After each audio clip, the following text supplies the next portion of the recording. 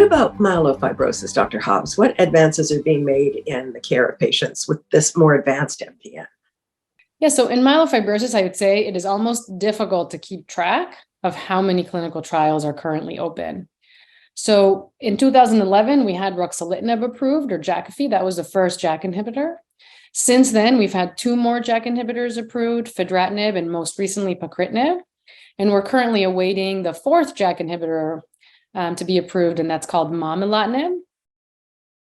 And in addition to the JAK inhibitors, there are lots of other clinical trials underway right now that are either alone, a drug by itself, or a drug in combination with ruxolitinib.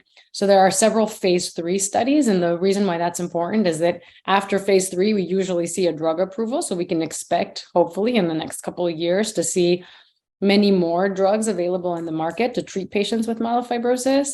Some of those include agents that block different pathways within a cell. And that includes a drug called parsaclisib. There's a drug called pelabresib, which is a BET inhibitor. There's another drug called navitoclax, which is a cousin of venetoclax, which is a drug that we've been using a lot in leukemia. So there's lots of different drugs that are being used in combination with ruxolitinib. There's also a drug called luspatercept that's also been approved for myelodysplastic syndromes. And I suspect that that'll be approved as well to help patients with anemia. So really, there's lots of drugs that are being studied right now. And I think the question that we're all asking is, well, how are we going to use all of these different drugs? So I look forward to seeing the results of those studies. Mm-hmm.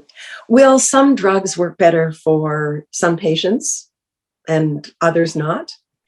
That is such a good question. And so what I'm hoping to see is exactly that.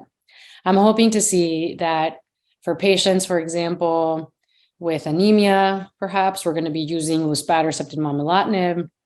Perhaps we're going to see that patients with certain mutations may respond better to certain medications like the BET inhibitors or navitoclax or the PI3 kinase inhibitors, parsaclisib. But as of now, we don't have enough information. We haven't seen enough results of these studies to start to be able to know, what is the patient that's going to do better with two drugs versus one drug. And so I think that over the next couple of years, we're going to start to have answers to those questions.